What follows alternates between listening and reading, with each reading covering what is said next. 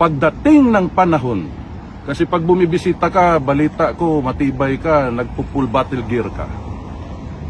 Pagdating ng panahon na may kaharap ka na naka-full battle gear, matibay ka man kaya, huwag kang pumiyok ha. Eh di wag pumiyok. Dapat naka-dealer na, gano'n ano? Ay, nako. Alam mo, ang pamilyang Marcos ni BBM, tahimik lang sila sa social media. Hindi nyo sila makikita sa social media na puro nyaw-nyaw. Di ba?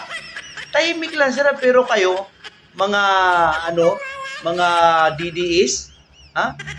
Puro kayo may ingay sa social media. Di ba?